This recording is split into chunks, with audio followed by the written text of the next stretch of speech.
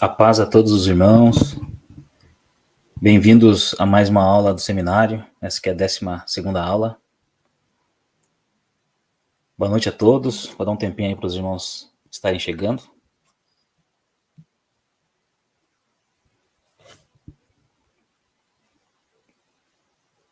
Boa noite, boa noite, boa noite. Comenta aí se o som tá tudo... Se tá bom o som. Estão me ouvindo direito?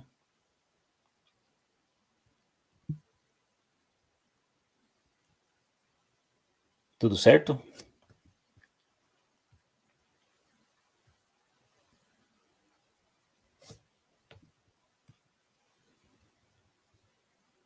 Paz, irmão Fabrício.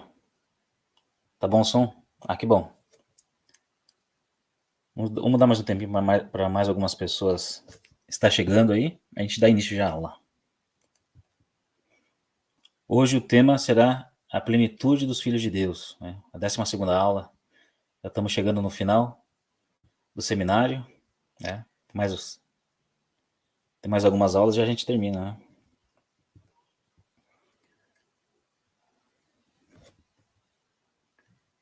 Bom, tem algumas pessoas aqui. Eu vou dar início já. E a gente vai. Os irmãos vão chegando aí também. Vai ficar gravado. Os irmãos podem voltar para assistir e acompanhar tudo que foi dito aqui. Então, eu vou compartilhar aqui minha tela. Paz aí, irmão Elohim, irmã Maria. Paz de Cristo, graça e paz a todos. Irmão Gilmar Neves também, a paz. Estou compartilhando aqui minha tela, a gente já pode dar início.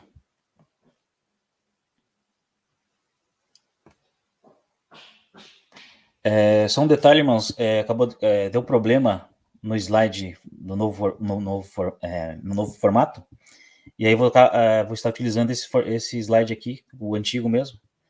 Aí a próxima aula vai voltar ao normal, né? Acabou que não deu tempo de fazer os ajustes que era necessário. E vamos estudar com isso aqui mesmo, né? Mas não tem problema, o conteúdo é o que importa, né? Então, o tema de hoje é a plenitude dos filhos de Deus. E nós vamos ler aqui o primeiro texto, que está ali em João 1,16, que diz assim: porque todos nós temos recebidos da sua plenitude, e graça sobre graça, né? Todos nós estamos recebidos do Espírito de Cristo, do Espírito do Pai, do Espírito do Filho habitando em nós, né? E nós vamos ver que existe uma trajetória, uma jornada, né, para que a gente venha estar recebendo o Espírito e seguindo a Jesus, né, os passos de Jesus, né? Que esse é o objetivo. Foi para isso que o Pai enviou o Filho, né, para que a gente siga os passos do Filho e a gente receba a mesma recompensa que o Filho vai receber, né? Nós sabemos que aqueles que seguirem os passos de Jesus vão governar com ele a terra, né? Com justiça, paz e alegria, né? Então esse é o objetivo principal do Evangelho, é nos conduzir a esse objetivo. Só que para esse objetivo ser cumprido, é necessário obediência, né? Eu costumo dizer que quando a gente entende o propósito de Deus, a palavra, porque ela foi escrita, né, porque Deus fez tudo isso que fez ao longo da história, nós vamos ver que uma palavra ela resume tudo que Deus espera de nós, dos homens. É obediência. Então, essa palavra obediência, se Adão e Eva tivessem obedecido a Deus, nada disso teria acontecido, né? E a forma de nós retornarmos, né, ao plano de Deus inicial é obediência. Se nós obedecermos a palavra, nós receberemos o mesmo que Jesus recebeu, né? Um corpo glorificado, nós governaremos com Cristo essa terra, né? Então, a gente precisa buscar esse objetivo, né? Isso é pensar nas coisas que são do alto, né? Lá em Tessalonicenses diz, né? Se nós ressuscitamos com Cristo, nós devemos pensar nas coisas que são do alto, né? E pensar nas coisas que são do alto é pensar no reino que está vindo, né? Nós não devemos nos conformar com a injustiça desse mundo, com as coisas que acontecem nesse mundo, deixar isso normal para os nossos olhos. Nós devemos reprovar essas coisas, essas obras da injustiça, e nós, como filho de Deus, transformar essa injustiça em justiça. Né? Isso é seguir os passos de Jesus. Jesus deu o exemplo da parábola do bom samaritano, que lá, ali ele mostra o conceito principal da parábola é ajudar aqueles que estão em dificuldade, aqueles que estão caídos. O samaritano que descia, ele foi roubado, ficou lá semi-morto, E o bom samaritano vai lá e ajuda. Esse é o princípio que Deus quer passar para nós, amar o próximo como a nós mesmos, amar a Deus acima de todas as coisas e ao próximo como a nós mesmos. Né? O escriba da lei pergunta, nessa mesma parábola, pergunta ali para Jesus o que ele faria para herdar a vida eterna. Aí Jesus pergunta, conhece os mandamentos? Como interpretas? E ele diz, né, amarás a Deus acima de todas as coisas, de todo o seu coração, de toda a sua alma, e ao próximo como a ti mesmo. E Jesus responde, faze isto e viverás. Então, para nós alcançarmos a vida eterna, basta seguir esse princípio, né, de obediência, de honrar os mandamentos do nosso Pai. Amém? Então, vamos aqui seguindo com a leitura. Nós vamos ver aqui agora a formação do Filho de Deus. Pela vontade do Pai, Jesus tem a sua plenitude.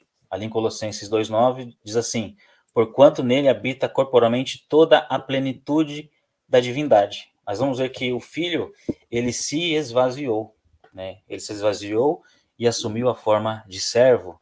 Ele assumiu a nossa forma humana. E para que Jesus ele se esvaziou, né, em forma humana? Por que ele fez tudo isso? Para que quando a gente olhar para Jesus, a gente não diga, ele só fez isso porque ele é o Filho de Deus. Ele suportou a cruz porque ele é o Filho de Deus.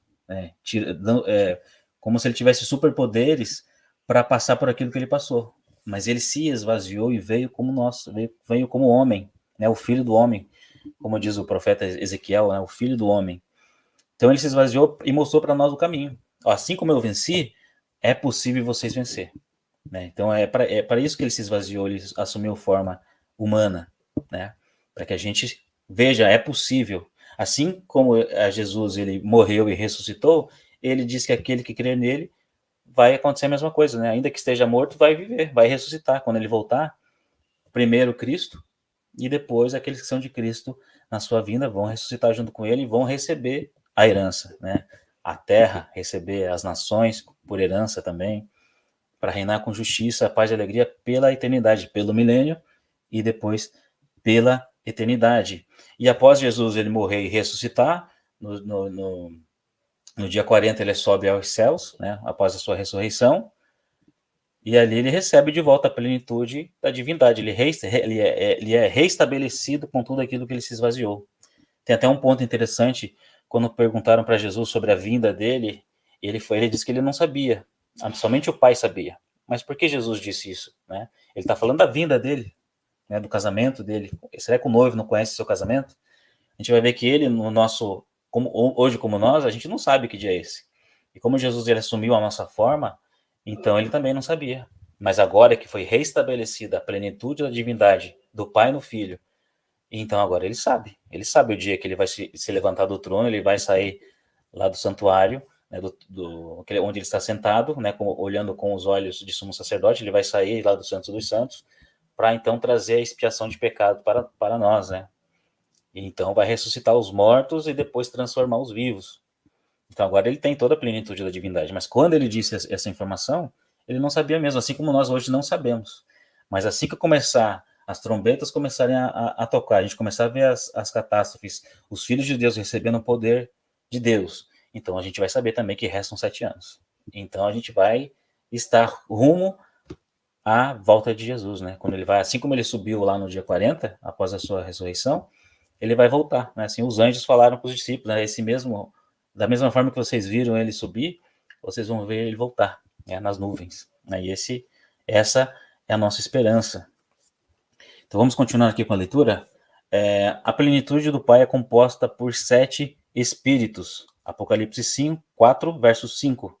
Do trono saem relâmpagos, vozes e trovões, e diante do trono ardem 7 tochas de fogo, que são os 7 espíritos de Deus. Então, olha, quando remete a 7, a gente vê que Deus ele fala muito através do 7, né? 7 espíritos, 7 igrejas. Nós vamos ver que tudo isso é representado ali na Menorá, né? Ali em Apocalipse 1, nós vamos ver ali o Senhor Jesus, ele se apresentando como sumo sacerdote, e o papel do sumo sacerdote, a gente foi lá olhar o que Arão fazia, era acender as tochas, como o sumo sacerdote, ele acende ali a Menorá. E nós vamos ver ali em Apocalipse 1, o Senhor Jesus, ele está acendendo as 7 lâmpadas, né? Ele está acendendo ali a Menorá. Ascendendo como? Com o Espírito. E a gente vai ver aqui em Apocalipse 1:20, o texto diz que aqueles sete candeeiros que estão sendo acesos são as sete igrejas. Então aqui nós temos uma revelação tremenda, né? Não sei se todos os irmãos conhecem a respeito dessa revelação, mas ali o próprio texto vai dizer que aquela menorá representa ali as sete igrejas. Então dali vai, se a gente não entende que aqueles sete candeeiros representam as sete igrejas, a gente não compreende quem são as duas testemunhas. Nós vamos ver que as duas testemunhas, elas são dois candeeiros que apontam para duas igrejas. E no próprio contexto ali, ele vai falar sobre as igrejas, vai mandar carta para as sete igrejas, vai repreender 5 igrejas, né, e elogiar, e apenas 2 igrejas não recebem repreensão, né, que é Esmirna e Filadélfia. Então nós temos ali essa revelação ali das duas testemunhas representadas ali naquela menorá. Então, apontando ali para os 7 espíritos de Deus. Também aponta para os 7 espíritos, todos unidos, é um só espírito, mas em 7 virtudes, né? Assim como é uma só igreja, mas dividida em 7 para encaixar ali com a menorá. A gente vai ver que aquela menorá ali, ela representa uma árvore, né? A árvore da vida. Ali em Romanos 11 vai falar da oliveira, né? onde os judeus foram cortados e os gentios foram enxertados nessa oliveira. Então nós vamos ler a representação de uma árvore, a própria árvore da vida, e a menorá ela representa uma árvore, né? Então vamos dar sequência aqui no próximo slide. Então, a formação do Filho de Deus, continua o mesmo tema ainda. O Espírito de Cristo é a semente que gera Jesus em Maria. Então, nós vamos ver aqui que é o próprio Deus, né, que é quem insere ali o Filho no ventre de Maria. E uma pergunta interessante, né? Por que o próprio Deus foi quem foi lá e gerou ali a Jesus ali, aquele filho ali no ventre de Maria, né? Ela sendo virgem, ele foi lá e gerou. Eu gosto de dar um exemplo que imagine, se a gente fosse fazer um experimento hoje, se a gente pegasse uma criança, né, a gente sabe que o pecado, aquele que tem pecado morre, né? Quando foi dito para Adão, se você comer dessa árvore, certamente você morrerás. E aí a gente vai ver que Adão e Eva, eles morreram após desobedecer, né? Então, através da desobediência gera pecado. E a desobediência de uma lei que foi instituída lá no Jardim do Éden. Então a gente vai ver que então existe uma regra, uma lei, né? A gente vai ver que Paulo ele aplica essa questão da lei desde lá da criação de Adão e Eva. Quando Deus institui algo, é uma lei. Então existia aquela lei. E qual que é a lei? Eu chamo assim, a Bíblia fala do aguilhão do pecado. O aguilhão do pecado é a morte, né? A consequência do pecado é a morte. Então, de Adão, ali em 1 Coríntios 15, fala que de Adão todos morrem. E de fato, a gente vê isso, que todos morrem, né? Mas a Bíblia diz também que ali mesmo diz que em Cristo todos vivem. E assim como todos os homens morreram em Adão, assim também todos os homens serão vivificados em Cristo. E quando eu digo todos, são todos os homens mesmos.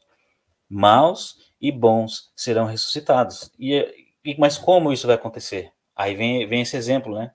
O próprio Deus é quem gerou ali a Jesus no ventre de Maria. E quando Deus faz isso, ele quebra um ciclo. Por exemplo, voltando àquele experimento que eu ia dizer, né? Se a gente pega uma criança hoje, vamos colocar ela num local onde ela não vai ter contato com o mundo. Nós vamos só falar para ela coisas celestiais, coisas que não vão fazer ela pecar, né? E vamos colocar ela para fazer um experimento para ver se ela morreria. Será que essa pessoa morreria, ela cresceria, ela ficaria viva eternamente? Porque se não tem pecado, não tem morte, né? Mas a gente vai ver que não funciona assim, né? Porque senão crianças não seriam abortadas, porque crianças não têm pecado nela, né? Mas ela existe a consequência que já vem no homem. Então o homem carrega essa consequência de morte, né? Então foi apenas Cristo que conseguiu quebrar esse caminho, né, em que a morte gerava. Então quando Deus vai lá e insere a Jesus ali no ventre de Maria, ele quebrou essa corrente de morte que existia no homem. Então ali é criada uma nova linha, como se fosse uma nova criação através de Jesus, né? Então a gente vai ver que Jesus ele é um feto sem pecado, diferente dos outros fetos que é gerado por homens, né? Se Deus levanta um profeta, ele poderia usar um profeta para ir lá e conceber. O José, por exemplo, poderia ser um profeta e ele conceberia Jesus, né? Mas aí essa linha de morte que existe desde Adão até o tempo de Jesus e até o nosso tempo, ela não seria quebrada. Então era necessário que o próprio Deus realmente fosse lá e inserisse a Jesus ali para ele não ter pecado. E ele nasceu, cresceu, se desenvolveu, né? Foi aperfeiçoado em tudo o que sofreu e sem pecado ele morreu. Agora, o que acontece com uma pessoa que morre e não tem pecado? Se a gente sabe que a lei, vamos dar um exemplo, se a lei do pecado é a morte, né? Se você peca, você morre. Se você não peca, você não morre. Né? Então a gente entende, se você não tem pecado, não tem morte. Foi o que aconteceu com Jesus. Ele mesmo se entregou, né? Crucificaram ele lá na cruz, mas ele poderia dizer para parar, para não quero mais. Né? Ele foi lá e se entregou, ele se entregou e morreu. E quando ele morre, ele não sobe aos céus, ele desce até o seio da terra e lá ele prega para espírito em prisões. Ele se apresenta como filho de Deus, como aquele que vai tirar todos eles dali e que ele venceu a morte e que um dia ele vai tirar todos dali e vai julgar cada um conforme as suas obras, né? Isso somando com o conhecimento geral, né, dos textos. Então ele vai lá, ele sai e ali em Atos diz que o inferno ele tinha ânsias em conter Jesus. Porque ele não podia estar ali. É como se a gente, um exemplo, é como se a gente comesse algo estragado e a gente sente aquele mal-estar, poxa, não desceu bem isso que eu comi. Aí você precisa jogar para fora, né? Assim é o inferno contendo a Jesus, assim é o inferno contendo a Jesus. Ele não podia estar ali. Ele não podia estar ali. Então o inferno sentia ânsias em conter a Jesus ali, né? Então ele não tem pecado, ele não tem por que estar ali. Então ele tinha que sair de lá. E quando ele sai de lá, ele leva consigo a chave da morte e do inferno e a autoridade para colocar pessoas lá e tirar pessoas de lá. E é por isso que de Adão todos morrem, foram para lá no mundo dos mortos. De Adão, quem morreu foi para no mundo dos mortos, mas em Cristo ele vai lá e tira a chave da morte do inferno e agora ele tira as pessoas de lá. Por isso que o sacrifício de Jesus alcança toda a humanidade. Aqueles que seguiram a Jesus, seguiram seus passos, esses vão alcançar a plenitude do Filho de Deus, vão ser imagem e semelhança de Cristo. Então eles vão... Deixa eu aumentar minha tela aqui. Então eles vão receber aquilo que Cristo recebeu, vão ser exaltados assim como Cristo será exaltado, né? Vão governar com a terra com justiça. E os demais mortos serão ressuscitados lá no final do trono branco, onde será um juízo, né? E ali vai ser aberto o livro das obras e cada um vai ser julgado conforme as suas obras. Então tudo isso só é possível pelo sacrifício de Cristo. Por isso que de Adão todos morrem e em Cristo todos vivem.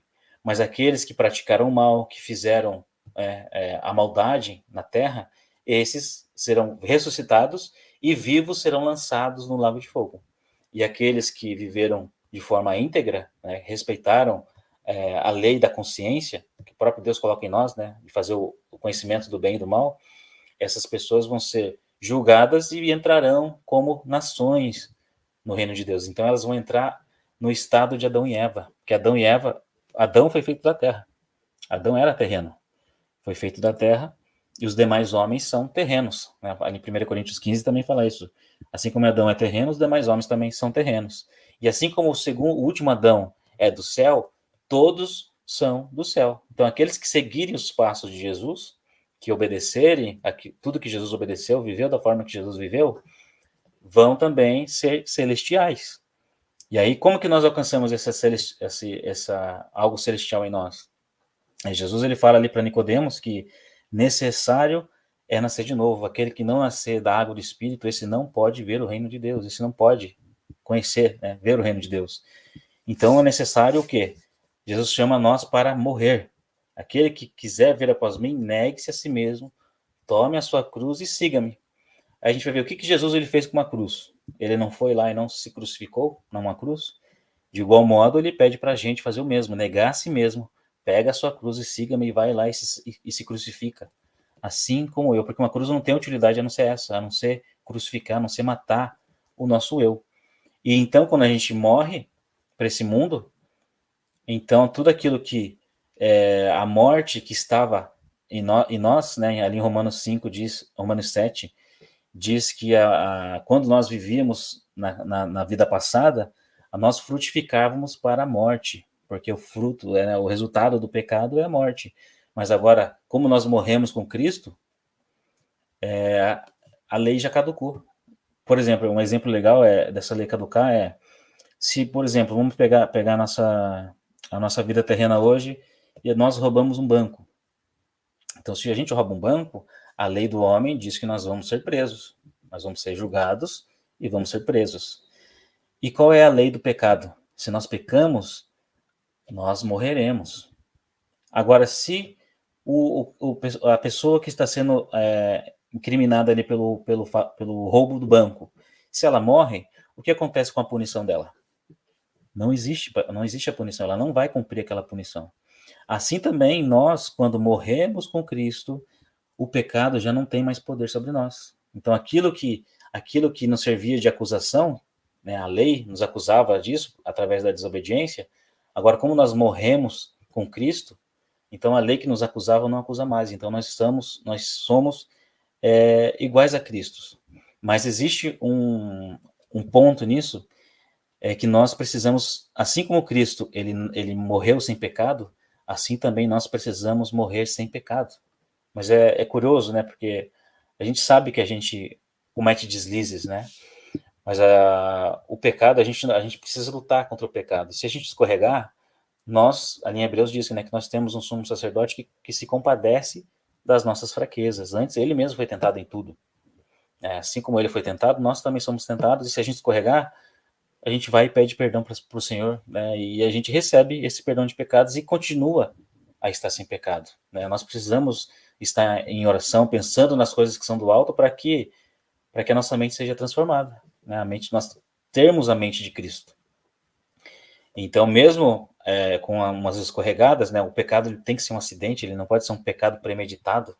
Né? O pecado premeditado vai te levar, assim como nós recebemos o Espírito, né, assim como nós vamos ver que Jesus, quando ele foi batizado, com o batismo de arrependimento, os céus se abriram, veio sobre ele o Espírito de Deus, e logo depois ele saiu da água e o Espírito conduziu a Jesus para ser tentado no deserto, né? E da mesma forma é o passo que passa para a nossa vida. Nós também somos batizados com o batismo de arrependimento, né? Se você não foi batizado, é importante esse batismo de arrependimento, porque são os passos que Jesus fez. E nós devemos seguir os passos de Jesus, né? Ser batizado nas águas, para que nós venhamos a receber o Espírito de Deus. E quando nós recebemos o Espírito de Deus, nós somos conduzidos ao deserto. Jesus ele foi conduzido a um deserto literal. Mas nós hoje já estamos num deserto, cada um de nós hoje estamos num deserto, que é lutar contra as tentações desse mundo, lutar contra o pecado, para se manter, assim como Jesus se manteve sem pecado, a partir do momento que você morreu, né, com Cristo, você também permanecer sem pecado, através de jejum, através de oração, e então nós vamos receber, né? Se nós sofremos com Cristo, nós receberemos a recompensa também junto com Cristo. Né? E alguns chegam a morrer por Cristo. Né? Nós vemos no mundo afora aí cristãos sendo mortos. Nós hoje aqui onde a gente mora, no Brasil, não tem essas coisas, né? Em outros países também não tem. Mas nós sabemos que isso vai intensificar e o caminho é esse, né? O caminho de perseguição. Vai alcançar, né? E por isso que nós precisamos pensar nas coisas que são do alto. Porque senão, se a gente não sabe, não tiver em mente de que se nós morrermos, Deus vai nos ressuscitar. E se nós não cremos de fato nisso, como a gente vai entregar nossa própria vida, né, para o Senhor? Então a gente precisa crer que realmente nós vamos viver com Cristo, para que a gente pague o preço, né, de verdade. Né? Então por isso a gente precisa, se nós ressuscitamos com Cristo, se nós ressuscitamos é porque nós morremos com Cristo. Né? Nós pegamos a cruz, seguimos a Cristo e morremos. E todo dia, né? Porque nós ainda habitamos num corpo de carne, né? Num corpo terreno. Mas nosso interior já tem que ser transformado, a nossa mente já tem que ser renovada com os preceitos e com os valores do reino de Deus. Amém? Eu falei toda essa explicação aqui para a gente entender essa questão do slide aqui do próprio Deus inserindo ali a Jesus e quebrando esse ciclo de morte que existia no homem. Então, se em Adão todos morrem, em Cristo todos vivem. Uns vão governar, outros serão governados, e outros, aqueles que fizeram mal, serão lançados. Fizeram mal ou foram desobedientes, né? Conheceram essa boa palavra e mesmo assim escolheram desobedecer. Aí a gente vai ver que entra num processo de apostasia. Nós vamos ver isso em Hebreus 6, nós vamos ver em Romanos 1, vai falar que a palavra foi pregada, mesmo assim as pessoas não querem obedecer, elas querem viver de forma, da forma que elas querem, em desobediência. E ali o texto em Romanos diz que essas pessoas são indesculpáveis por isso, né? Nós vamos ver em Romanos 11, se nós formos enxertados na oliveira, se nela permanecermos. Se a gente não permanecer em obediência, então a gente vai ser cortado, assim como os judeus, eles foram cortados por causa da desobediência. E nós também seremos cortados. Então não é algo que, uma vez que você recebe o Espírito, é algo que você está selado para sempre. Você já está, estamos tranquilos. Podemos viver a nossa vida normal porque nós já recebemos o Espírito de Deus. Não funciona assim. É necessário o processo de obediência, o processo de aperfeiçoamento, assim como Jesus foi aperfeiçoado, obediente, nós também devemos seguir o mesmo caminho. Amém? Continuando aqui a leitura, a gente viu aqui, eu não sei se eu li João 14, vou ler de volta aqui, João, capítulo 1, verso 14, e o verbo se fez carne e habitou entre nós, cheio de graça e de verdade, vimos a sua glória, glória como unigênito do Pai, né? Então, o único Filho de Deus, Deus amou o mundo de tal maneira que entregou o seu Filho para que todo aquele que nele crê não pereça, né? Então, o único Filho com o objetivo de que Jesus seja o primogênito entre muitos irmãos. Então, o objetivo da morte de Jesus é transformar irmãos, né, homens iguais a ele. Né? Esse é o objetivo que o Pai mandou o Filho, é para isso. E para restaurar a terra, para restaurar a criação, tudo aquilo que seja bem estudado aqui no seminário. Lucas 1,35. Respondeu-lhe o anjo, descerá sobre ti o Espírito Santo, e o poder do Altíssimo te envolverá com a sua sombra. Por isso também o ente santo que há de nascer será chamado Filho de Deus. Então o próprio Deus vai lá e insere a Jesus no ventre de Maria, né? Vamos passar para o próximo slide. Então aqui nós vemos aqui o Espírito de Cristo, né? Uma demonstração aqui. O Espírito de Cristo foi quem gera ali o feto, né? O Espírito do Pai gera aqui o Filho no ventre de Maria e nasce então uma criança humana. Porém, o Pai é o Pai, né? O nosso Pai também, né? Não foi José quem gerou essa criança, mas foi o próprio Deus quem gerou para quebrar essa corrente do pecado. Ah, verdade, esqueci de pôr a tela aqui. Desculpa, irmãos, acabei esquecendo aqui. Então aqui, ó, voltando ali o exemplo, né, acabei falando sem mostrar no o slide, o Espírito de Cristo, o Espírito do Pai, foi quem gera ali a criança ali no ventre de Maria, né, e nasce aqui é Jesus, né, forma humana, corpo, natureza divina. Então aqui ele quebra o ciclo de morte que existia no homem. Então agora Cristo ele precisa se manter sem pecado para que o plano de Deus se cumpra. A gente vai ver que o Senhor Jesus ele cumpre isso com êxito. Ele vive, né, sem pecado a sua adolescência, a juventude, aos 30 anos ele inicia ali o ministério dele, tem 3 anos ali de ministério e ele se entrega à morte com 33 anos, né? Aí ele ressuscita, ascende aos céus e é a mensagem que nós temos ouvido hoje, né? A mensagem de que ele vai voltar, é a mensagem de que nós vamos fazer parte disso, né? Nós seremos ressuscitados, assim como Cristo foi ressuscitado, nós também vamos ser ressuscitados com ele. Né? E essa é a nossa fé e a nossa esperança. Então vamos seguir aqui o próximo slide. Opa, passei demais aqui. Então aqui nós vamos ver os 7 espíritos, né? A formação do Filho de Deus. Os demais 6 espíritos são as virtudes divinas. Então a gente vai ver aqui Isaías 11:2. Repousará sobre ele o Espírito do Senhor, o Espírito de sabedoria e de entendimento, o Espírito de conselho e de fortaleza, o Espírito de conhecimento e de temor do Senhor. Então nós vamos aqui ele fala de 6 espíritos, né? Mas está faltando um espírito aqui que é o Espírito de vida. E quem é o Espírito de vida? O Espírito de vida é o Espírito do Pai e o Espírito do Filho que habita em nós. Se nós mantivermos a nossa chama acesa, né, seguimos a Jesus com obediência, o mesmo Espírito que ressuscitou a Jesus vai nos ressuscitar também dos mortos. Esse é o Espírito de vida. Então, é o Espírito que todo cristão ele vai receber. Né? Todo aquele que segue a Cristo, ele vai receber esse Espírito de vida. Se ele morrer, ainda que esteja morto, ele viverá. Né? Quando o nosso Senhor Jesus voltar, vai ressuscitar essa pessoa através do Espírito de vida, né? O próprio Filho é o Espírito de vida, né? Nele continha o Espírito de vida e os outros 6, né? Jesus, ele tinha a plenitude dos 7 Espíritos e ele usava essa plenitude, essa plenitude nas obras que Jesus fazia. Nós vamos ver alguns exemplos aqui, né? Então nós vemos aqui o primeiro Espírito, o Espírito de vida, que é o Espírito que traz a vida, né? Assim como em Adão todos morrem, em Cristo todos vivem. Cristo, o Espírito de vida. E nós recebemos o mesmo Espírito, o Espírito do Pai e do Filho em nós, eles habitando em nós, né? Se a gente morre, a gente é ressuscitado. Se a gente alcança, Jesus ele volta e nós estamos vivos, por causa do Espírito de vida, nós seremos transformados, né? Assim com o corpo glorificado. O segundo Espírito é Espírito de sabedoria. Nós vamos ver ali em Êxodo, vai falar sobre isso. Nós vamos olhar os tópicos um por um aqui, sobre os Espíritos. O terceiro é entendimento, né? Espírito de entendimento. O quarto, conselho. Quinto, fortaleza. Sexto, conhecimento. E o sétimo, temor do Senhor. E agora nós vamos ver alguns exemplos, né, desses espíritos, né, da plenitude do Espírito. Então, o primeiro, como a gente já viu, é o Espírito de vida, que é o Espírito que todo cristão vai receber, né? Se nós morrermos, nós seremos ressuscitados pelo Espírito de vida, o mesmo Espírito que ressuscitou Jesus, né? Depois vem o Espírito de sabedoria. Nós vamos ver aqui um exemplo aqui lá em Êxodo 28, verso 3.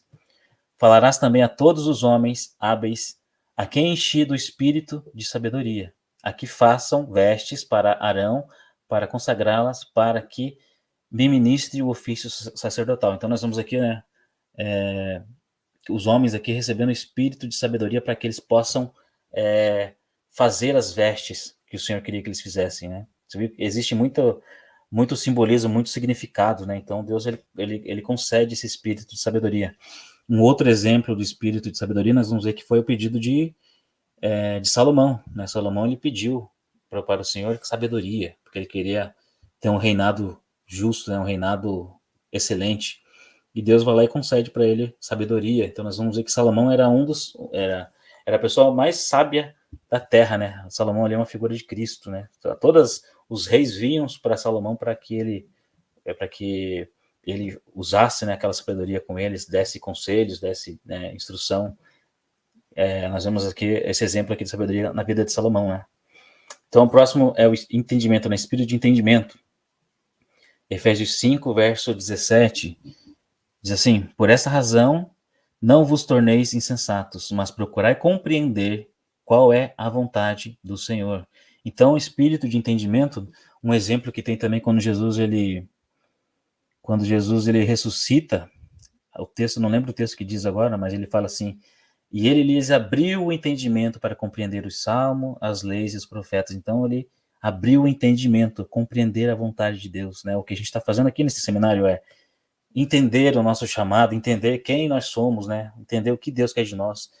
É o espírito de entendimento, né? Através do espírito é que nós vamos conhecer a vontade de Deus, né? Perfeita e a vontade de Deus para nossas vidas. E a gente vai ver que muitas pessoas, a gente vai pregar sobre isso, vai falar sobre essas coisas, e muitas pessoas elas não conseguem entender. Elas não conseguem entender o mistério, não conseguem entender o que Deus o que Deus quer, né? Qual é a vontade de Deus? Nós vamos ver que existe uma barreira espiritual, não sei se os irmãos já perceberam isso, mas algumas pessoas elas têm muita dificuldade. Às vezes pode ser o tempo delas compreenderem tais coisas, né? Ou de repente elas não foram chamadas para compreender isso, né? Nós vamos ver que é necessário o Espírito do Senhor para a gente conseguir entender a vontade de Deus, né? Espírito de entendimento. A gente vê que o terceiro, o quarto é o conselho. Nós vamos ver aqui um exemplo aqui. 1 Reis 22, 7. Diz assim: disse, porém, Josafá: não há aqui ainda algum profeta do Senhor para o consultarmos? Então nós vamos ver que esse conselho, nós vamos ver lá na Antiga Aliança, os reis, eles iam se consultar com os profetas, né? Próprio Saul, né, um exemplo, Saul, Samuel já estava morto, ele foi lá, consultou uma bruxa para que a bruxa trouxesse Samuel para que ele ouvisse o conselho de Samuel, né? Para ver o tamanho da importância, né, do conselho, né? Então a gente vai ver, nós sabíamos que naquele tempo o Espírito de Deus ele entrava nos profetas e saía, né? Agora na Nova Aliança o Espírito, quando nós recebemos o Espírito, ele permanece conosco, né?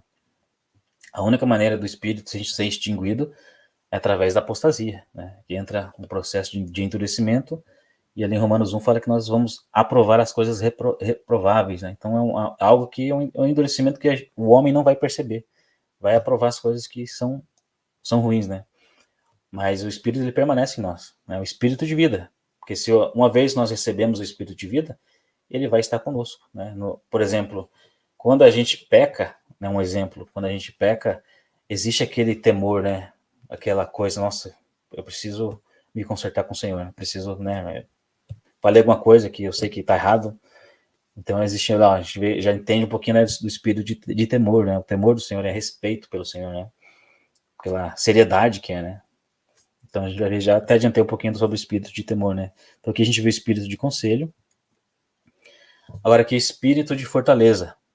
Mateus 17, verso 20.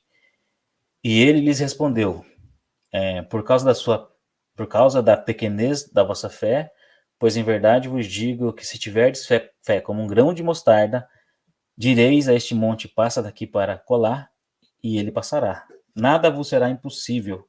Então nós vamos ver que o espírito de fortaleza é o espírito do impossível, né? Dos milagres, é o espírito de milagres, maravilhas, de curas, é o espírito de fortaleza, né? Nada nos abala. É o espírito de, né, não temer a morte, ser fiel até a morte, né? Coragem.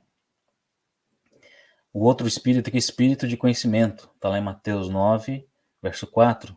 Jesus, porém, conhecendo-lhes os pensamentos, disse: por que cogitais o mal em vosso coração? Nesse contexto aqui, Jesus ele está curando, ele está perdoando os pecados de um paralítico, se eu não me engano. Ele está curando o pecado de um paralítico, e daí os fariseus eles já estavam intentando mal contra Jesus, e Jesus estava lendo o pensamento deles. Conhecimento é saber aquilo que está em oculto, né? O pensamento, o coração, aquilo que o próprio Deus vai nos usar para uma situação, né? O Senhor ele pode usar todos esses atributos aqui em nós hoje, né? Porque nós recebemos o mesmo Espírito, né? Então o Espírito de conhecimento é conhecer a mente ali dos fariseus. E aí Jesus ele vai lá e cura. Ele pergunta assim: o que é mais fácil? Eu dizer perdoados estão os seus pecados, ou dizer levanta e anda? E ele vai lá e diz lá para o paralítico lá, levanta e anda. E ali a continuação desse levanta e anda, ali é o Mateus, no verso 8. Mateus, a gente viu o verso 4, agora o verso 8, a gente vai ver que a multidão ela vai ver aquilo e vai se espantar. Né? E vendo isso, verso 8, né? Vendo isso, as multidões, possuídas de temor, glorificaram a Deus que dera tal autoridade aos homens. Então ali eles ficaram espantados, né? Olha, realmente o que este homem está falando é verdade, eu vejo através dos sinais, né? O próprio Nicodemos fala para Jesus, né? Somente um homem de Deus é capaz de fazer essas coisas, né? Então a gente vê ali um temor, um respeito pelo Senhor ali, realmente é verdade, né? Deus existe mesmo, então é o temor do Senhor, né? O espírito de conhecimento, o temor, acho que a gente viu todos, né? Então aqui é um exemplo, tem mais exemplos, mais textos, né? Que poderia incluir sobre esses assuntos, mas aqui a gente viu que esse resumo para a gente ter um pouco dessa compreensão. Então, como eu disse lá, eu falei sobre os 7 espíritos, a menorá, então nós vamos ver aqui os 7 espíritos representados aqui no amenorá. Então nós vemos aqui, ó, sabedoria, entendimento, conselho, espírito de vida, né? Nós vamos ver que essa haste central que ela representa o nosso Senhor Jesus, né? Fortaleza, conhecimento, temor do Senhor. Também essa menorá representa 7 igrejas, né? 7 igrejas que serão acesas.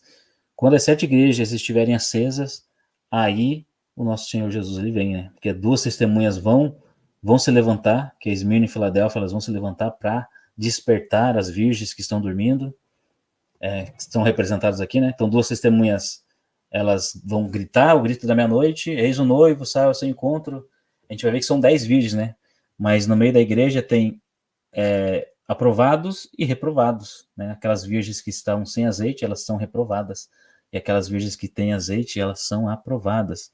Então 2 testemunhas gritando, eis o noivo, sai ao seu encontro, e 10 virgens despertando, 5 com azeite e 5 sem azeite, né? Então nós vamos ali a menorá representada ali, olha só o que elas tinham na mão, elas tinham a candeia e elas não tinham azeite para acender a chama, né? Então não tinham mais o azeite vai ver que é um símbolo do espírito, né? que é a veia que corre pela árvore, né? Que faz a ligação, que leva o alimento para as folhas, né? Para os ramos. E aquelas que tinham azeite, aquelas lá, elas entram, se casam com o Senhor, depois as virgens elas voltam e o Senhor diz que não as conhecem. Né? Então aqui a gente vai ver aqui a figura dessa menorá, as 2 testemunhas com as 10 virgens representadas aqui também. Né? E os 7 espíritos, nós vamos ver que existe aqui, ó, são 9, essas, como é que, não sei o nome, esqueci o nome disso aqui, essas, são 9 amêndoas, não sei se é amêndoas, acho que é amêndoas, são 9 amêndoas, que aqui representam os 9 dons do Espírito, e também são 9 frutos do Espírito aqui novos, né? Então aqui, e somando todas dá 22, se eu não me engano. E são mais 3 na haste central aqui. Se eu não me engano é isso. Essa informação eu não sei se está certa, mas essas amêndoas aqui são 9 de um lado e 9 do outro, são os 9 frutos do Espírito, e os 9 dons do Espírito também, né? Tudo. Então, quando a gente vê essa menorá aqui, a gente enxerga uma árvore nela, né? Uma árvore e os seus ramos, né? Se a gente linkar com a árvore da vida, tem também Romanos 11, onde os ramos foram cortados, os gentios enxertados, e os judeus também sendo reenxertados também, né? Porque Deus é poderoso para enxertar aqueles que não são das árvores naturais, também enxerta aqueles que são da própria árvore, ele enxerta novamente, né? Então, isso aqui é uma representação bem grande que existe aqui, né, nessa menorá. Então, vamos seguir para o próximo slide.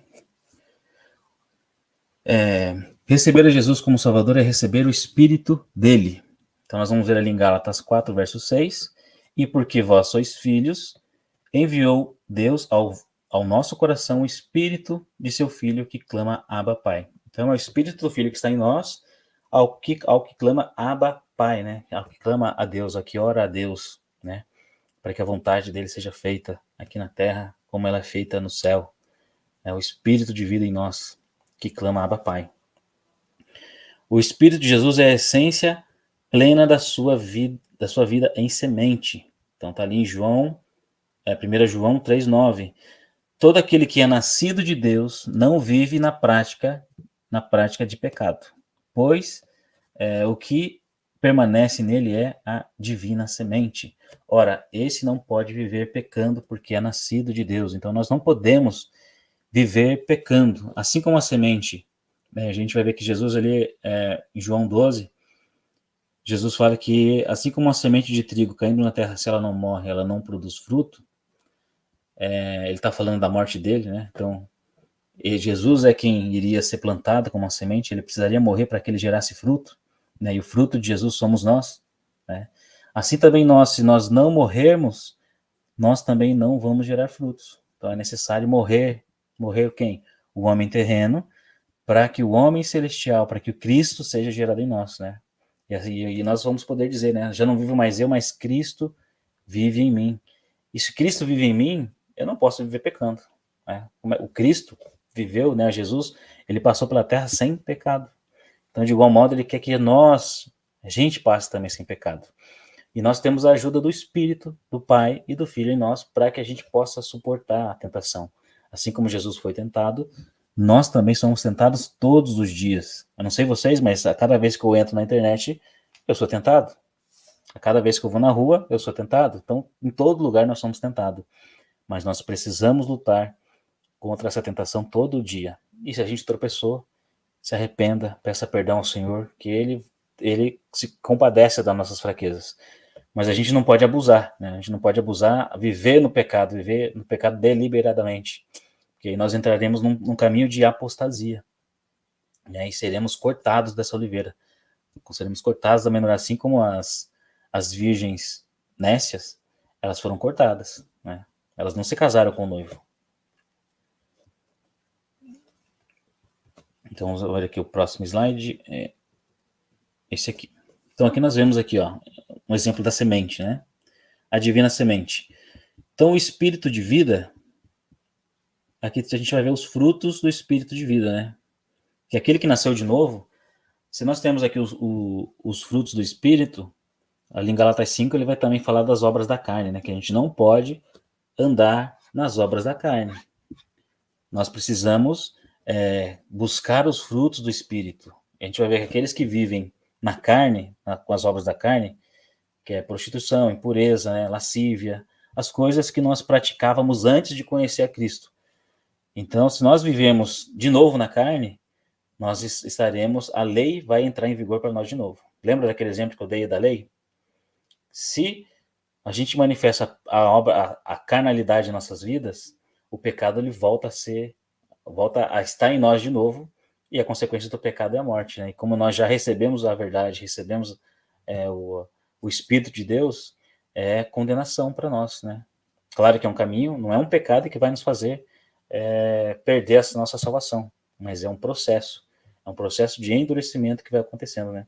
Agora, se nós morremos para o velho homem, e vive em nós agora a Cristo, né, o Espírito de Cristo, o Espírito de vida, então é necessário ter esses frutos em nossa vida, né? O amor, a alegria, mesmo que seu armário esteja vazio, né? Você é alegre, você sabe quem te sustenta, né? Você sabe que pode estar passando por uma provação, você tem paz, você não tem, né?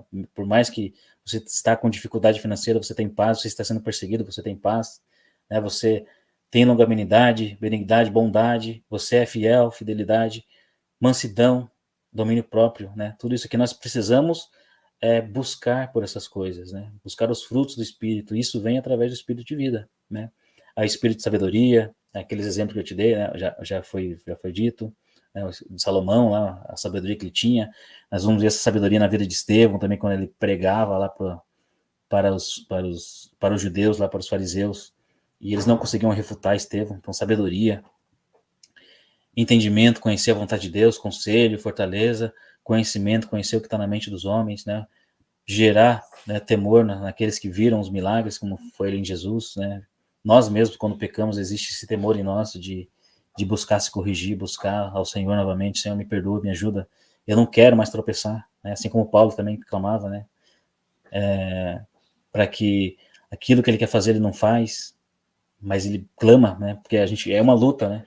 Ali, eu não lembro o texto, mas diz que a carne milita contra o espírito, né? É uma luta entre si, porque são opostos, né? Então a gente precisa matar a carne todos os dias para que o espírito venha a estar cada vez mais forte, né? Aquele que é como se fossem dois animais, né? Aquele que a gente mais alimenta, ele mais forte vai ser. Se nós oramos e jejuamos, o nosso espírito se torna forte. Agora, se a gente deixa de orar, deixa de buscar o Senhor, então a carne ela vai se fortalecendo.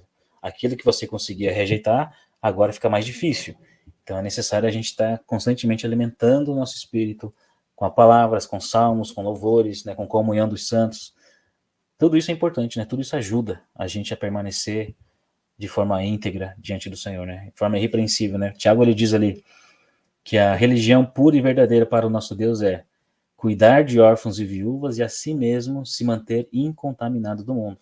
Então, o nosso objetivo é amar o próximo como nós mesmos e nos manter incontaminado do mundo, né? E não nos conformar com o mundo, né? Com as guerras, com a violência que existe nesse mundo, mas nós devemos pensar nas coisas que são do alto e praticar as coisas que são do alto, né? A vontade de Deus, que é nós, como os filhos de Deus, nós precisamos fazer a diferença nessa terra, fazer a diferença através de atitudes, através da nossa vida, né? Para que realmente, se nós cremos em Jesus e seguimos a Jesus, isso vai nos gerar obras semelhantes a de Jesus. Se nós vemos alguém doente, nós vamos lá, a gente ora, impõe as mãos sobre aquela pessoa e com fé nós pedimos, né? Ainda que a gente não tenha o dom de cura de maravilhas, o Senhor ele pode te usar numa cura, por isso, né? E assim tem os dons que serão distribuídos também para a igreja, né? Cada um vai falar em língua, outro vai interpretar, outro vai profetizar, né? Como o apóstolo Paulo ele nos ensina ali em Coríntios, né? Nos mostra como a igreja fazia, né?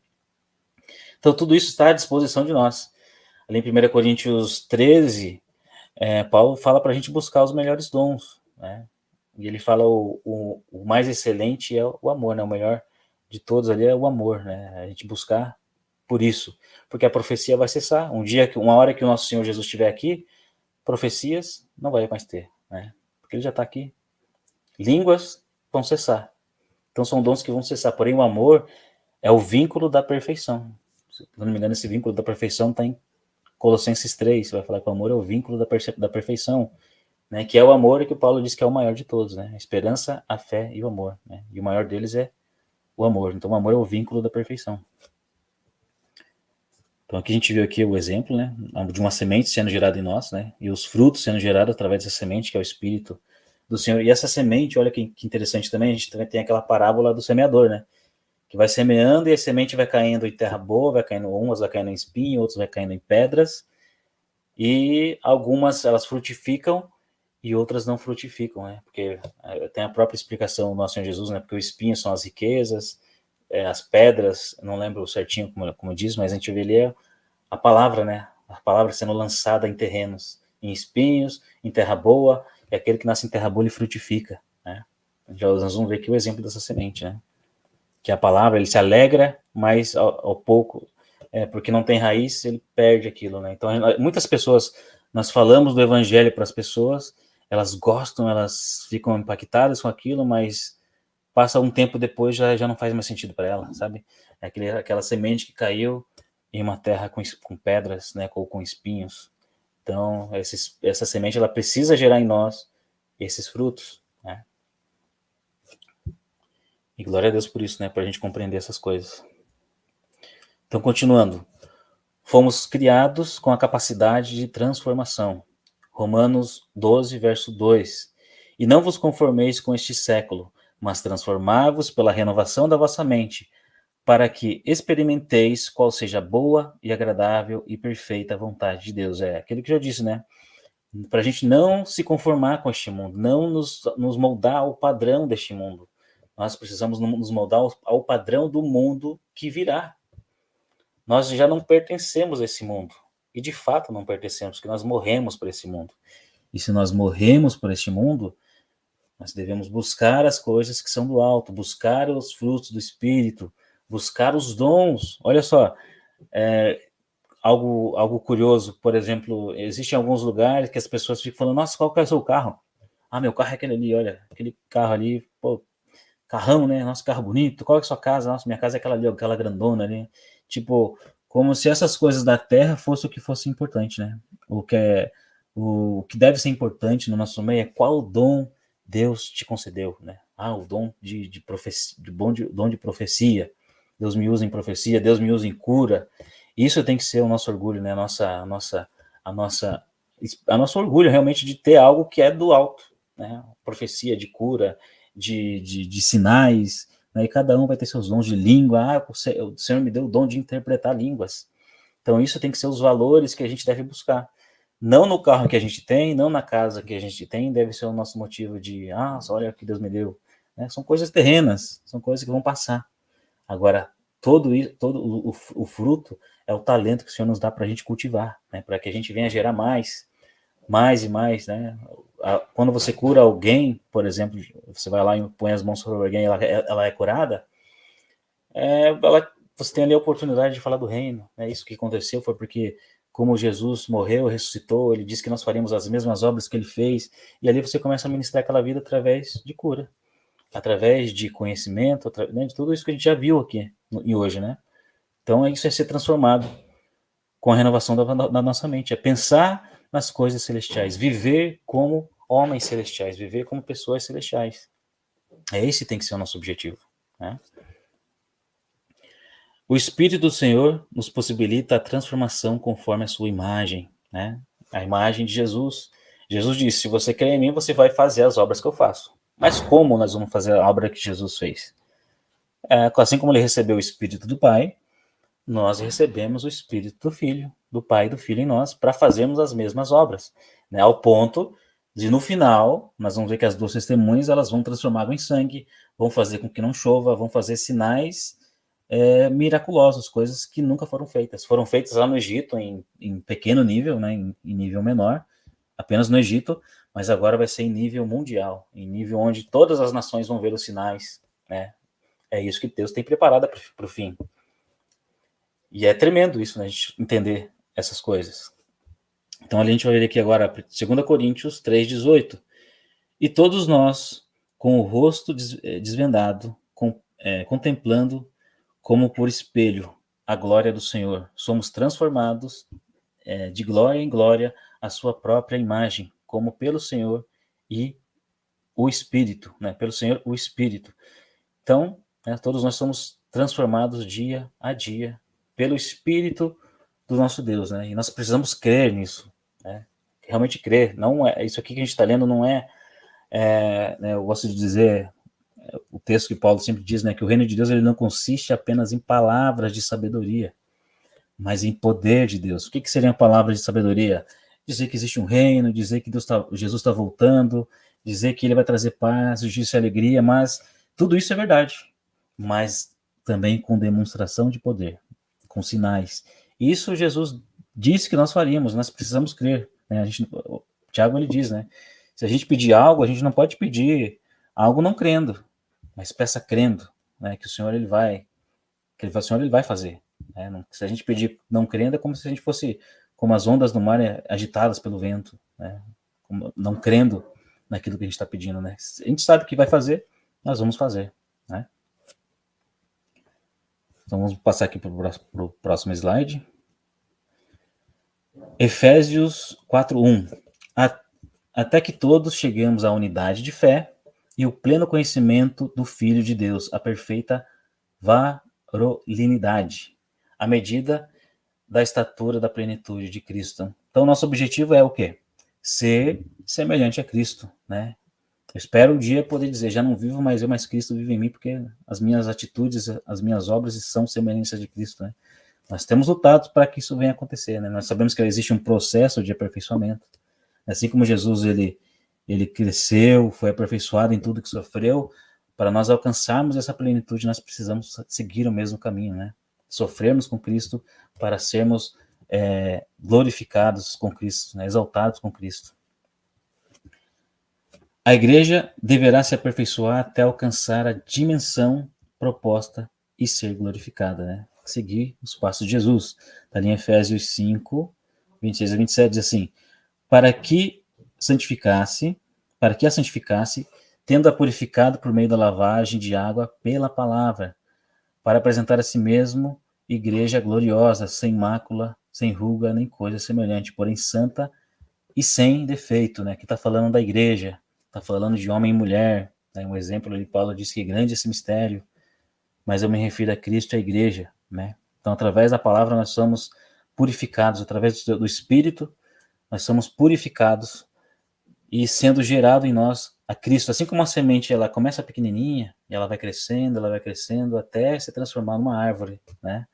Então, assim é o plano de Deus em nossas vidas. Assim como uma criança, se a gente olhar pelo ponto de uma criança, assim como uma criança, ela nasce pequenina, né? Ela vai crescendo, ela vai dizendo suas primeiras palavras, ela vai começando a engatinhar, ela vai andando, ela vai alcançando uma estatura. Assim também é a nossa vida com Cristo, né? Existe todo um processo para a gente chegar a um nível de maturidade, né? Assim como a semente ela cresce e se transforma numa árvore, assim também uma criança ela cresce e vai atingindo um nível de maturidade. Enquanto está crescendo, o Senhor ele tem paciência conosco, assim como a gente tem paciência com nossos filhos, né? Quando eles fazem coisa errada, a gente vai lá corrige eles, ó, não faz assim, é assim. Assim também nosso Deus ele faz isso com a gente, né? Quando a gente está crescendo, o rigor é menor, mas quando a gente vai chegando à estatura, né, de Cristo, o rigor vai ser maior também, né? O zelo será maior por Deus, né? Assim também nós também cobramos mais do nosso filho. Você já sabe que isso não pode, você já sabe que isso é errado, isso traz consequência, né? Assim também a nossa vida é a mesma situação, né? Alguém perguntou aqui, deixa eu ver aqui. O Kai Joga perguntou se está vendo no chat. Estou vendo agora. Não estava vendo, não. Deixa eu ver aqui se alguém fez alguma pergunta aqui. Se quiserem perguntar alguma coisa, tem alguma dúvida que eu possa acrescentar para vocês? Deixa eu ver aqui.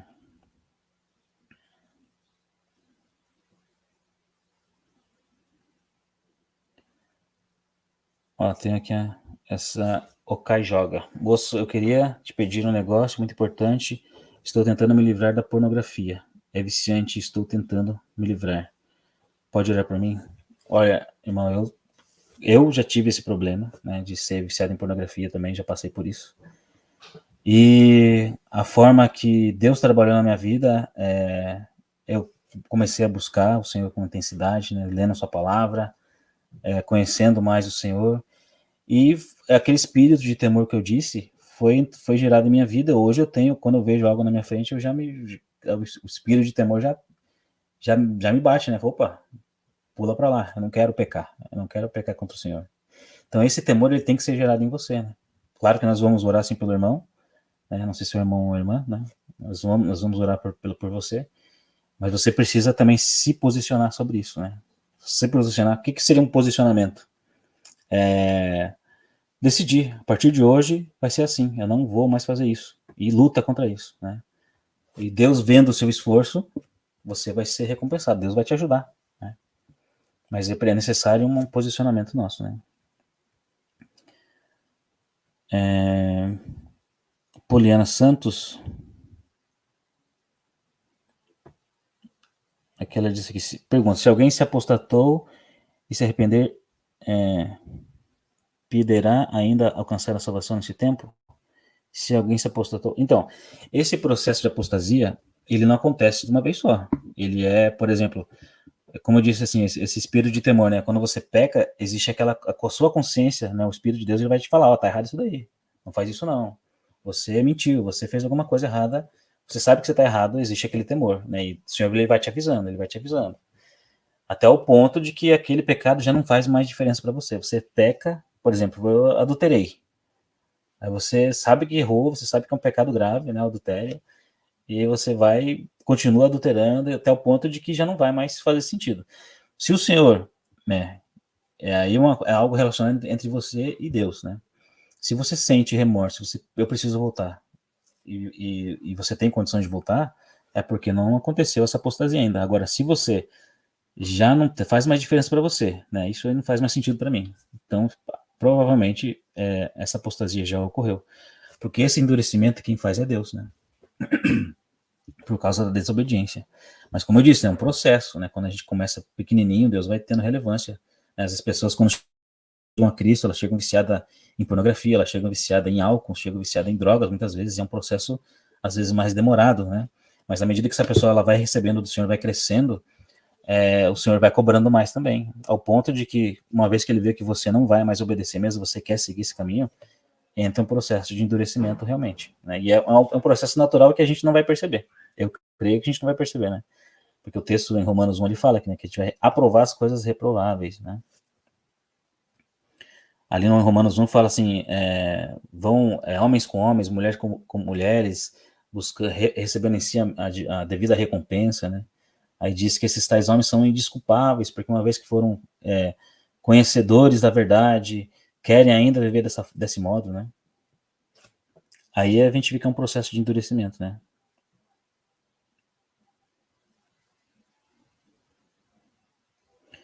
Tem a pergunta aqui da Jordana. Qual a diferença entre o tempo dos gentios e plenitude? Por exemplo, Paulo ele começou a pregar para os gentios, né? Mas também ao mesmo tempo estava sendo pregado para os judeus.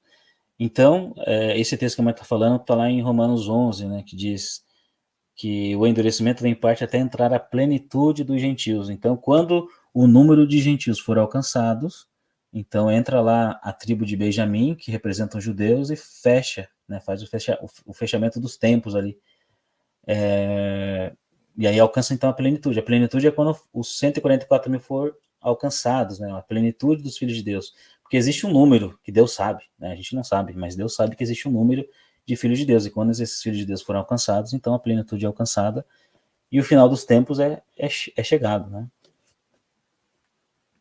Então, quando começar a última semana de Daniel, a gente entende que se fechado existe ali o selamento, né? Antes de ferir a terra, o mar, as árvores, né? O selamento ali dos 144 mil. Outros acreditam que é na metade da semana. Então, existe essa divergência de pensamento, né, entre alguns irmãos aí, né? Mas a gente entende que se fecha ali no início da última semana de Daniel. Amém? Eu vou dar uma sequência aqui no slide aqui pra gente poder...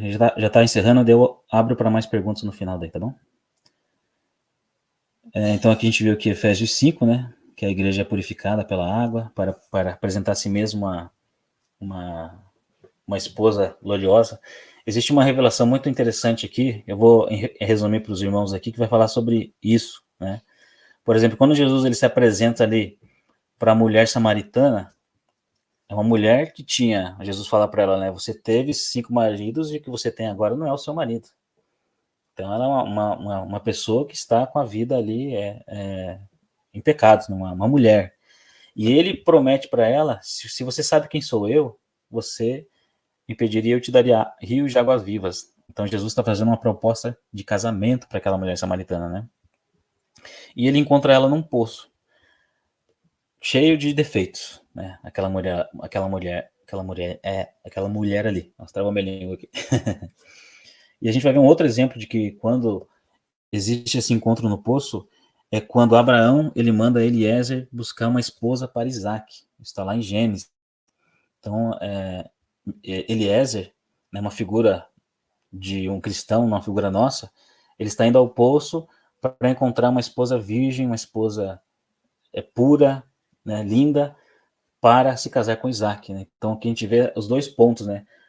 Antes, por exemplo, o final está lá no começo e o começo está aqui no final. Né? Jesus ele encontra com a mulher pecadora e lá Eliezer, que representa nós, buscando ali uma esposa virgem, uma esposa linda ali para se casar com Isaac. Né? Isaac a gente vai ver que é a figura de Cristo, Abraão é o pai, é quando Deus pede para Abraão sacrificar o seu filho, Deus estava pedindo o que ele faria com Jesus, né? Então Abraão é uma figura do pai e Isaac é uma figura do filho. Ele encontra, a esposa de Isaac é encontrada num poço, virgem, pura, né? Então existe essa revelação bem legal aí desse, né, que vai confluenciar com esse texto aqui, unir com esse texto, esse pensamento, né, para apresentar, purificada pela água, purificou aquela mulher samaritana, naquela mulher lá, que é Rebeca, né, que foi encontrada lá no poço, por Eliezer, para se casar com Isaac. Então, né, tem essa união ali, de casamento. Então, continuando aqui,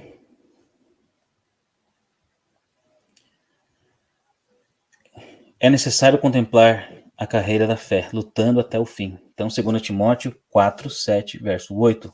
Combati o bom combate, completei a carreira, guardei a fé. Já agora a coroa da justiça me está guardada, a qual o Senhor, reto juiz, me dará naquele dia, e não somente a mim, mas também todos quantos amam a sua vinda. Né? Então aqui combati, aqui Paulo está citando, né? Combati o bom combate, completei a carreira, guardei a fé, já agora a coroa da justiça está me coroa da justiça me está guardada, né? Então se ele sabe que ele estava cumprindo a missão dele, ele vai ver que Paulo ele vai ser degolado, né? Ele foi degolado, né?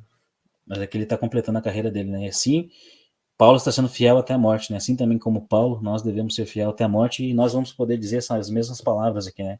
Combati o bom combate, completei a carreira, guardei a fé, né? E a coroa está guardada para nós, né? Essa tem que ser a nossa luta para dizer essas mesmas palavras aqui que Paulo disse. Continuando, a santificação e o testemunho da fé proverão a nossa salvação e glorificação. Romanos 10, 10. Porque com o coração se crê para a justiça e com a boca se confessa a respeito da salvação. Muitas pessoas usam esse texto aqui só para dizer isso, né? Se a gente confessar Jesus com a boca, nós já somos salvos. E forma uma doutrina em cima disso, né? Nós sabemos que é necessário ter fé, é necessário ter santificação para que a gente venha alcançar essa salvação, né? Andar aos passos de Jesus, né? Hebreus 12, verso 14. Seguir em paz com todos e a santificação, sem a qual ninguém verá o Senhor. Então é necessário santificação. Né? Não basta apenas confessar com a boca, mas é confessar, viver, né? Buscar a santificação, amar a Deus acima de todas as coisas e o próximo como a ti mesmo, então nós viveremos, né? Como Jesus disse lá para o intérprete da lei. A advertência final, 1 João 2,28. Filhinhos, agora, pois, permanecei nele, para que, quando ele se manifestar, tenhamos a confiança e dele não nos afastemos envergonhados na sua vinda. Então, a gente permanecer, né? Filhinhos, permanecei nele, para que, quando ele seja manifestado, a gente venha estar junto com ele, né?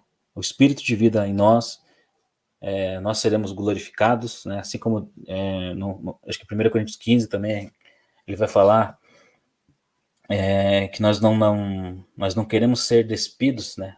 Nós não queremos morrer, mas nós queremos ser revestidos para que o mortal seja revestido pela vida, né? Essa é a nossa vontade. Ninguém aqui quer morrer, né? Se alguém perguntar aqui que alguém quer morrer, acho que a maioria vai falar que não quer morrer, né? Mas queremos ser revestidos de glória, revestidos da eternidade.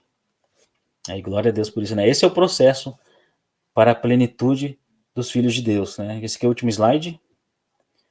É para a gente encerrar. Mateus 24:13. Aquele, porém, que perseverar até o fim, esse será salvo. Então é necessário perseverar até o fim para que a gente venha alcançar a salvação, receber a coroa, assim como Paulo disse, né? Combati o bom combate, guardei a fé. Nós também vamos falar essas palavras, né? Amém? Todos nós vamos firmes nessa caminhada, né? Apocalipse 3:11. Venho sem demora, conserva o que tens, para que ninguém tome a tua coroa. Então é necessário, né? Apocalipse também diz: ao que vencer, eu vou dar autoridade sobre as nações. Ao que vencer, eu vou dar um nome escrito numa pedrinha branca. Ao que vencer, se sentará comigo no trono. Então são muitas promessas ao que vencer. E se tem o vencedor, também tem o perdedor, né? E a gente vai ver lá na parábola das virgens que 5 são vencedores e 5 são perdedores. Eles perderam a coroa. Eles não se casaram com Cristo, né? E, por exemplo, existe o contraponto de que vai existir, nós somos a noiva sendo preparada para Cristo, né?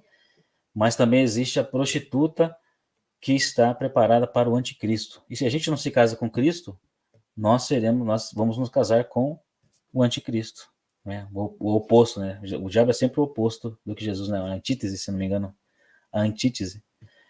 Então, nós vamos nos casar com Cristo, né? Somos noiva, mas aqueles que entram em desobediência vão acabar se casando com o anticristo, né? E recebendo a marca. E aí se perde-se a coroa, né? Amém, irmãos? Então, esse aqui é a aula de hoje. Eu vou abrir aqui para mais perguntas, se os irmãos tiverem alguma dúvida para poder acrescentar. E se eu não souber, eu vou dizer que eu não sei, né? Não sei de todas as coisas também não. Mas a gente está buscando aí para compreender, né, as coisas do Senhor cada vez mais aí para compartilhar com os irmãos. E o nosso objetivo, irmãos, com todo esse conhecimento, a gente não pode guardar esse conhecimento para nós mesmos, né? Eu conheci as 4 dimensões do reino, agora eu sei que tem governo, eu sei que tem o povo, eu sei que tem território, eu sei que é a terra, eu sei que é um reino eterno. Nós somos chamados para ser reis e sacerdotes. E a gente precisa exercer esse reis e sacerdote hoje. A gente precisa sacerdotar o nosso próximo, ajudar a falar, né, desse Jesus para o próximo, compartilhar, né, ajudar através das nossas obras aquele que está em dificuldade. Isso é trazer um pouco de justiça para o nosso tempo. Nós sabemos que a gente vive num tempo de injustiça, né? Se o reino de Deus é justiça, paz e alegria, nós estamos no oposto desse reino. Nós estamos num reino de, se tem justiça, nós estamos num tempo de injustiça. Quem aqui acha que nós temos justiça nesse mundo? Acho que todo mundo aqui é unânime que nós não temos justiça nesse mundo, né? Justiça, paz e alegria. O contrário de paz é o quê? Guerra, né? Então nós estamos num tempo de guerra. Um reino das trevas, né? Tá no domínio, né, das trevas esse reino ainda, né? E esse reino vai ser tomado pela força, né? Jesus vai voltar e vai vir para uma guerra, para retirar o reino das mãos de Satanás. Ele já venceu, só está num tempo determinado para que isso ocorra, né? Então, se o contrário de paz é guerra, né? Justiça, paz e alegria. Se o reino de Deus é alegria, nós estamos no reino de tristeza. Quantos aqui, né, concordam? Nós estamos no reinado de tristeza. É só ligar a TV aí, ver tudo aí, você vai ver. É morte, é assassinato, é roubo, é tudo de ruim, né? Então nós estamos no reino de injustiça, de guerra e tristeza. Mas a gente não pode se conformar com esse mundo, a gente tem que ser transformado com a renovação da nossa mente e desfazer essa injustiça, ainda que seja do nosso próximo, porque Jesus disse que a gente deve amar o próximo. A gente não diz que a gente tem que amar o mundo inteiro, porque a gente não tem condições de ajudar o mundo inteiro, mas o nosso próximo, Jesus disse que nós temos condição. Se a gente não tem condição de fazer isso, né, de desfazer a injustiça nesse tempo presente. E isso já é o início do rei sacerdote, já é o início de trazer justiça para essa terra. Então, se um dia nós vamos herdar essa terra, nós seremos líderes dessa terra, a gente já precisa exercer essa liderança hoje, ainda que em pequeno nível, né, o nosso próximo, né? Se a gente conseguisse, se todo cristão conseguisse fazer isso, nós já viveríamos numa terra, num lugar melhor, né? Num lugar onde os cristãos dão um bom testemunho. Os cristãos fazem a diferença na nossa cidade. Isso os ímpios vão dizer isso. A gente precisa caminhar para esse nível, né? E se a gente andar dessa forma, eu tenho certeza que nós vamos estar agradando a Deus. O nome de Deus vai ser glorificado através de nós. Amém, irmãos? Deixa eu ver aqui se tem alguém perguntando alguma coisa. Eu vou responder aqui e a gente já vai encerrar já, tá? Jordana. Jordana, você acredita que já estamos bem perto das dores de parto? Da dor de parto e apostasia? Olha, eu acredito que sim, né? Os sinais estão aí. A apostasia a gente sabe que é o amor sendo esfriado e vai gerar apostasia, né? Da própria igreja. Ele está falando da igreja, né? O amor de quase todos esfriará, né? Então a gente já vê sim, a gente já vê muita coisa esquisita aí, né? Igrejas declaradamente contrárias à palavra de Deus, né? Não vou falar aqui para não cair a live de repente, mas a gente consegue ver aí que existe sim, a apostasia já está aí a caminhos largos, né? Os sinais. A gente vai ver ali que, eu não sei se os irmãos conhecem, mas a gente entende que a ONU, ela representa ali os 10 chifres, né? E assim que forem incluídos mais 5 países ali com poder de veto, aí a gente está olhando ali os sinais dos 10 reis, eles sendo configurado o reino final, né? Ali eu tô de olho nisso, né? Para identificar que o fim está chegando, né? A gente vê assim que está próximo, né? 2000 anos já se passaram. Eu não sei exatamente, né? Porque a contagem está um pouco errada, né? Não sei se passou os 2000 anos, mas está perto, né? Porque 2 dias o Senhor ficaria fora, ele voltaria ao terceiro dia, que é no sétimo dia, né? Para então iniciar o milênio. Deus criou o mundo em 6 dias e no sétimo dia ele descansou, representando 6.000 anos de queda do homem e 1.000 anos o governo de Cristo e a igreja, né? Então nós já estamos se findando os 6.000 anos, né? Então pela própria contagem a gente consegue ver. Eu não sei se vai ser no nosso tempo ou vai ser um pouquinho mais para os nossos filhos, mas a gente precisa já estar preparando os nossos filhos para as coisas que virão, né? Se não vai ser no nosso tempo, a gente tem que preparar os filhos e os filhos preparar para a próxima geração, que pode ser o fim, e eles precisam estar despertos para poder entender o que está acontecendo, né? Amém, irmãos? Então é isso, irmãos. Vou encerrar aqui por hoje. Quero agradecer a presença de todos. Esqueci de orar aqui, acabei esquecendo de orar no início. Vamos fazer a oração aqui agora, para que, né, o Senhor ele venha estar na vida dos irmãos, abençoar a vida dos irmãos que participaram. Eu acabei dando play aqui, esqueci de orar. Perdão, eu peço perdão para os irmãos aí. Mas vamos orar agora. Senhor, nós queremos te agradecer, Senhor, por este momento, Pai, em nome de Jesus. Te agradecer, Senhor, por tudo que o Senhor tem revelado a nós, Pai. Nós conseguimos constatar, Pai, na sua palavra, tudo isso que foi dito, Pai, através de somas de textos. Nós sabemos que essa revelação vem do Senhor, que ficou oculta durante muito tempo, né, onde essa palavra ela foi escondida.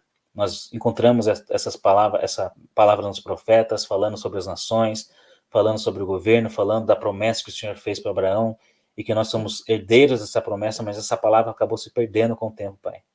Em nome de Jesus, Senhor, que essa palavra venha arder, Senhor, no coração, Pai, dos seus filhos, Pai, das pessoas que participaram aqui dessa live, Pai, em nome de Jesus, desse estudo, que estão participando, Pai, do seminário, Senhor.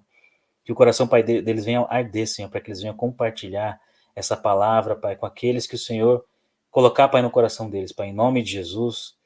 Que eles venham, Pai, estar abrindo a porta das suas casas, Pai, assim como nós vemos a igreja se reunindo em casas lá no passado, né, que eles venham abrir a porta da sua casa, assim como o pastor Pedro tem feito, assim como nós temos feito, Senhor.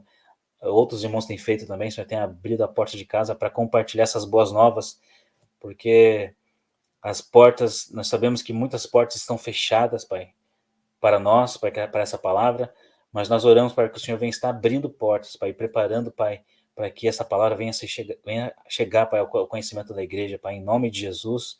Nós sabemos que agora as testemunhas é que vão receber essa palavra, para que no futuro, na última semana de Daniel, para que elas venham despertar a totalidade da igreja, Pai, com esse conhecimento.